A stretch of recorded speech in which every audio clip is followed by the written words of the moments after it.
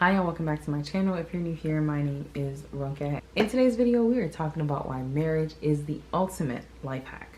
Now, when I'm talking about marriage, I mean healthy marriages, okay? I'm not talking about those little kind of ratchet or toxic marriages where spouses are setting each other up or just doing each other dirty, okay? We're talking about healthy marriages where both spouses are actually committed to being faithful to one another and building one another and building with one another. I feel like some people kind of know this, but I also feel like some people don't know this. But I think it's an important thing to talk about because nowadays you do have a lot of people that either feel like marriage isn't important or they just don't respect marriages as much. Maybe they even might be married. But it's important to understand that marriage does have its own flex, okay? Now, for me as a Christian, when I think about the premise of marriage, aside from the fact that it mirrors the relationship between Christ and the church and it's meant to be both parties, submitting to one another in love, I think for me, the Bible verse that always comes to mind is from Deuteronomy chapter 32, verse 30, where it basically says, one can chase 1,000 and two can chase 10,000. Now, I'll be honest, it wasn't necessarily talking about that in the context of marriage, but for me, the premise or principle behind the verse makes it clear that one person can do a lot, but two people together can do way much more. Now, of course, once again, for me, this is the belief that these two people, of course, are doing it with the help of the Holy Spirit, with the help of God, right? But, as I said, for me, marriage is a life hack. I feel like the first way in which marriage is a life hack, especially as a believer, is that it gives you a true life partner. The Bible talks about the fact that you're supposed to have someone with you, right? Someone who sticks closer than a brother. And if you are married, you got somebody who's going to stick closer than a brother, okay? I don't think most people spend as much time with their siblings once they are grown as they probably spend with their spouses. And if you do, you need to reassess why that's the case, unless your spouse is living in a different country, right? But more often than not, most people spend a lot of time with their spouses. And so when you have someone that is in that close proximity to you, that is the best person to truly partner with, right? Whether it is talking about a prayer partner, that person will know what's going on with you. They will know the things that are weighing on you. They will know the things that the both of you need to come together to agree on. And so for me, that is a burden bearer right there automatically. So I feel like when you are married, it's important to be able to express and share yourself to your spouse so that they can help you carry your burdens as well.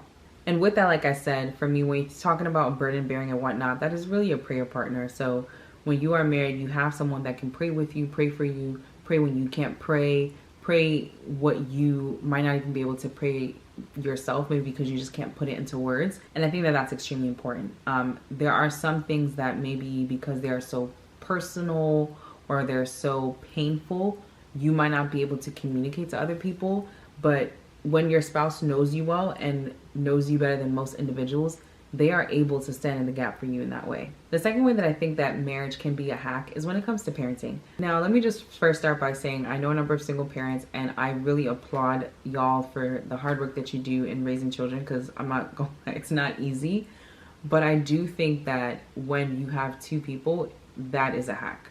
At the end of the day, if you are the person that is solely responsible for the upbringing of a child or children, it really does weigh on you, right? It takes time because you have to give time to take care of these children, to watch them, to, feed them, to clothe them, to raise them, to speak to them. It takes time and effort. And if you are the only person that is doing it, it is going to weigh on you. You may be doing an amazing job at it, but that probably means that it gives you less time to maybe have for yourself, right? And so when you have someone that you are married to that is a reasonable, responsible individual and that is helping you to effectively also raise your children because you have the same vision, I think it just makes things easier. You have someone that probably has a different vantage point than you that's able to maybe pick up on things that you probably can't with your kids, and you're both coming together and doing kind of like a interlock to then raise your kids. I think that's important. Now, of course, we know a lot about co-parents nowadays, and you do see a lot of parents that are co-parenting and that are doing it in a healthy way, and I think that that also deserves to be applauded. And then you also, on the flip side, see some households where there are two parents, maybe they're still married, maybe they're not married, whatever the case is, and they're doing a terrible job at raising their kids.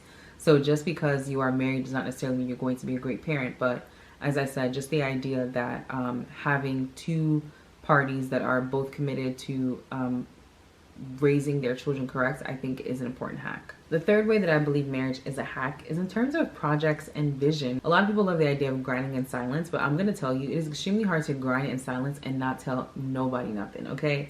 You're going to tell somebody something. You're going to want to run an idea by someone. You're going to want to get advice from someone.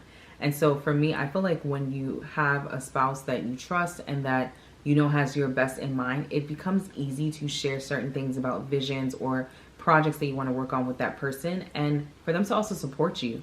I personally believe the best thing is when you see spouses hyping one another up. And that's just endearing to me. The fact that you never get so familiar with your spouse's talent that you can't appreciate it. And so once again, I feel like that is a hack, right? Like you have someone that hopefully is able to provide you with good advice. Now, obviously, of course, it depends on if your spouse is knowledgeable enough on whatever it is that you're trying to do. But even if they're not knowledgeable, you probably have somebody that's at least hyping you up behind your back, right? So it is important to be able to build with your spouse. It's not just about building love or building romance, but it's about building a life together. And getting to that, I would say the fourth way that I've noticed that marriage is a hack is really when it comes to finances. You know, as a single person, if you live by yourself, you're paying rent, you're paying utilities, you're paying groceries, like all of those things are split between one person, meaning you're paying for everything. Versus if you are living with a spouse, you could live in the same apartment that you lived in as a single person and automatically all of your expenses will reduce. Now, there might be some expenses that increase just because now there's two people living there, but overall, the total percentage that you're probably paying would go down, because as long as the rent stays the same or doesn't increase by more than like 100, if your spouse is also making a solid income, you probably could do everything on one income and then save the second income for something else. And so I've seen a couple of videos recently talking about people who are single and having to either find roommates or move back home or just a variety of things, because it's becoming a lot more prohibitive as a single person to live on your own, right? And so once again, if you are married and you know your spouse is also working and is making good money, and good money of course is relative, but if you are with someone who is also working and able to bring in a steady income, it makes it a little bit easier to manage the finances. Marriage is not necessarily going to make people good at their finances, okay? Somebody that is bad at their finances and that gets married might just jack you up along the way. So don't feel like marriage will solve your financial issues if you already have some. Just focus on solving them first. But as I said, it is something that you see where a lot of people are really using marriage as a way to set themselves up financially. Now, historically, when we think about marriage, a lot of it has to do with forming alliances and being able to get kingdoms working together.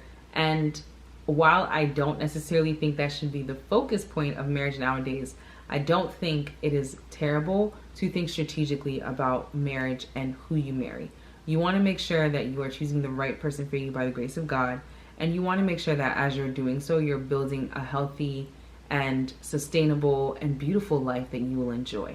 Now, for those of you who are married and maybe you're still figuring things out, hopefully this video provided a few areas that you could focus on as you improve your marriage.